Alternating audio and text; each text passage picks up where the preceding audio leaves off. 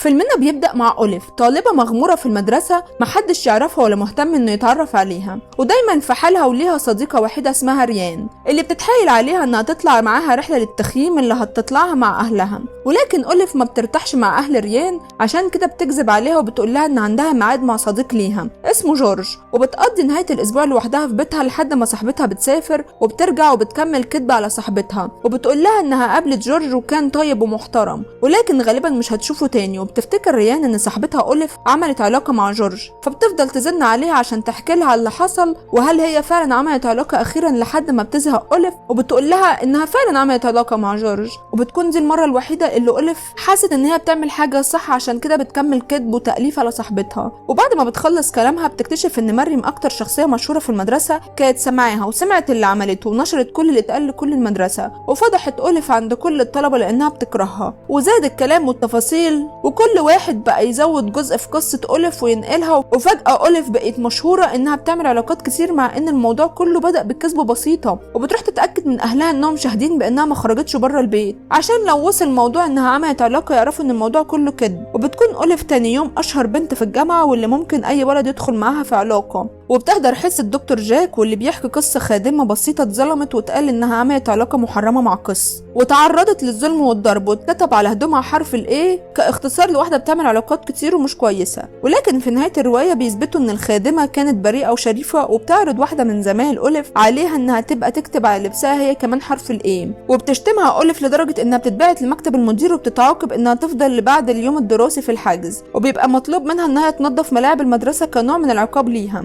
وبيكون زميلها براندن متعاقب معاها وبيقول لها ان في واحد غلط فيه وشتمه بسبب انه مثلي، عشان كده اتخانقوا وتعاقب هو وهي. فبتقول انها تعاقبت بسبب انها غلطت في زميلتها، وخلال الكلام اللي بيتقال عليها مش حقيقي، وانها كانت بتكذب على صاحبتها. فالموضوع انتشر، فبينصحها براندن انها لازم تصلح اللي حصل لانها كده كدابه ومخادعه. وما بتهتمش أوليف لكلامه وبتقول له انه المفروض يعمل زيها، وبيقول لها انه مش هيعمل كده عشان الناس تسيبه في حاله وعشان يقدر يندمج في باقي المجتمع اللي حواليه. وبيجي تاني يوم بيفكر براندن في كلام أوليف وبيقرر يروح لها البيت عشان يتفقوا على حاجه ما بينهم. وبيروح لها البيت وبيقول لها انه عايز يعمل معاها علاقه والموضوع ينتشر، وبالتالي كل المدرسه هتسيبه في حاله. لكن أوليف بتقول له انه فهمها غلط، وان كل اللي عليه يتفق مع بنت تقول ان في علاقه حصلت ما بينهم، فبيطلب منها تكون البنت دي، وبيفضل يتحايل عليها فبتوافق، وانه مستحيل حد هيصدقه هو، انما من السهل انه يصدقوها هي. فبتوافق على كلام براندن وبتقول له ان التمثيليه هتحصل في الحفله اللي هتعملها زميلتهم. وبيدخلوا الحفله سوا وبيعملوا تمثيليتهم، وبيدخلوا الاوضه قدام كل الموجودين وبيقفلوا عليهم الباب وكل الشبابيك، وبيكون كل الموجودين بيحاولوا يشوفوا اللي بيحصل، وبيبداوا يمثلوا انهم بيعملوا علاقه وهم قاعدين بيهزروا مش اكتر. وفعلا بتنجح التمثيليه بتاعتهم، وبيبدا كل الزمايل براندن يحترموه ويتعاملوا معاه بطريقه كويسه. واثناء خروجه هو وأوليف من الحفله بتقابل توم زميلها من صغرهم، وبيكون عايز يتكلم معاها لكنها بتكون مستعجله بسبب ان كل الموجودين بيتريقوا عليها. وبتسيب الحفله وبتروح بيتها، بتلاقي ان ريان بتتصل بيها وبتتخانق معاها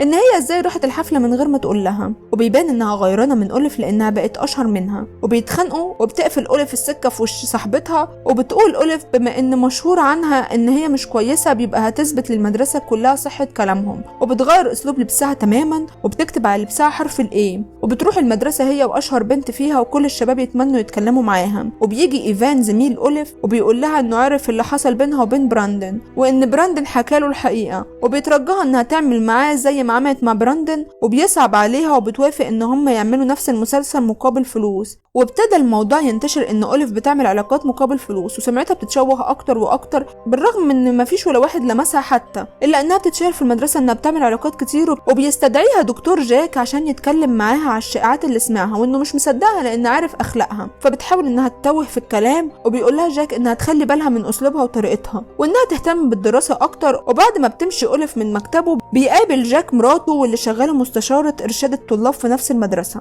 وبيقول لها انها تبقى تتكلم مع أوليف شويه وتعرف ايه مشكلتها وسبب تحول شخصيتها. وبتقعد المستشاره مع أوليف عشان تقنعها تخلي بالها خلال العلاقات عشان ما تغلطش وتعمل حاجه تاثر على باقي حياتها، وبيكون قصدها انها ما تبقاش حامل. وبتخرج أوليف من مكتب المستشاره وبتلاقي ان مريم عماله تعيط عشان حبيبها ميكا زعلان من طلاق اهله، وبتصعب على أوليف وبتحاول انها تهون عليها لحد ما بتقرر مريم انها تاخد أوليف كصديقه ليها على امل انها تصلحها وتخليها تسيب الطريق اللي هي ماشيه فيه. وبيكون مريم وأوليف صحاب جدا، وفي تاني يوم ما بتستمرش علاقتهم كتير بسبب ان ميكا حبيب مريم جاله مرض تناسلي، وحاولت والدته انها تجبره انه يقول انه كان على علاقه مع اوليف بما انه ما يعرفهاش اصلا. وبيوصل كلام ميكا لمريم واللي بتروح تضرب اوليف بالقلم بسبب انها عملت علاقه مع حبيبها، وبتكون اوليف مستغربه ومش عارفه سبب الضرب حتى، وبيبان ان ميكا على علاقه بالمستشاره مرات جاك وانه اخذ المرض منها. وبيتصل ميكا بالمستشاره وبيقول لها على اللي عمله وبتخاف انها تتفضح، وبتفضل تكسر في مكتبها. وبتكون اوليف داخله مكتبها وبتلاقي اعصابها متدمره وبتحاول تهديها، وبتقول لها المستشاره على كل حاجه وعلى اللي ميكا قاله. وبتقول لها المستشاره انها مش هتسمح لميكا انه يدمر حياه اوليف، وهتعترف بكل حاجه حتى لو جوازها انتهى. ولكنها بتصعب على اوليف وبتقرر انها تساعدها، وبتقول لها انها موافقه تعترف ان هي المريضه وان هي اللي نقلت له المرض، وكل ده عشان اوليف طيبه. وبتخرج من المكتب بتلاقي مريم واصحابها عاملين مظاهرات ضدها عشان تطرد من المدرسه، وبتكون من ضمنهم ريان. وبترجع لاهلها بتاكد لهم انهم لو سمعوا اي اشاعه عن انها مريضه ما يصدقوش، وبتحاول انها تكمل حياتها. وبتقول ان بالرغم من ان اغلبيه الشباب كذبوا انهم على علاقه بيها، الا ان ولا واحد حاول يحبها فعلا ويبقى معاها بجد، لحد لما بيجي انسن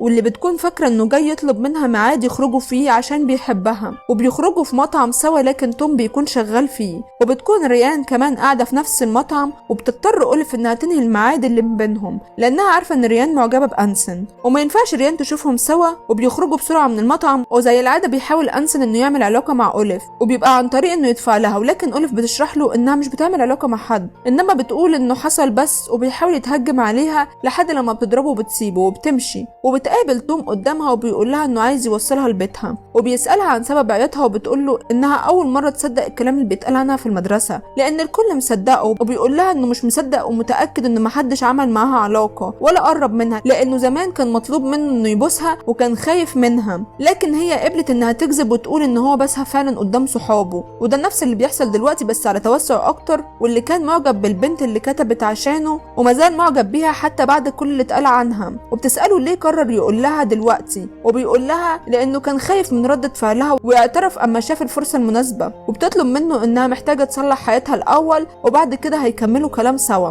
وبتحاول انها تصلح حياتها وتخلي اي حد كذب في علاقته معاها يعترف بالحقيقه، لكن كل اللي كذب معاها رفضوا يقولوا الحقيقه، ومنهم المستشاره اللي هددت اوليف انها لو اتكلمت هتترفض. فبتجري على جاك فبتقول له ان مراته مريضه وهي اللي نقلت المرض لميكا لانها على علاقه بيه، لكنها بتندم بعد كده ان هي قالت له. وكانت اوليف السبب في انتهاء جوازهم. وبتحكي اوليف كل اللي حصل لمامتها، وبتقول لها مامتها انها تقدر تعدي المحنه دي لانها ذكيه واثقه فيها. وبتقرر اوليف انها تسجل كل اللي حصل في فيديو لنفسها وتنشره على موقع خاص بيها، وبتفكر ازاي تخلي كل المدرسه تتفرج عليه. وبيجي لها فكره وبتخلي توم يساعدها، وبيجي ميعاد مباراه كره السله في مدرستها اللي كل الطلبه بيحضروها، وبتعمل استعراض لكل المدرسه وبتغني قدامهم. وفي الاخر بتقول اللي عايز يشوف باقي الاستعراض يدخل على الموقع بتاعها ويتفرج. وفعلا بتنجح انها تخلي كل المدرسه تشوف الفيديو ويعرفوا حقيقتها. وبتبعت رساله لصديقتها ريان وبتقول لها انها اسفه على اللي عملته. واخيرا بتكون اوليف مع توم لانه بيحبها، وبتكون عدلت حياتها زي ما كانت عايزه.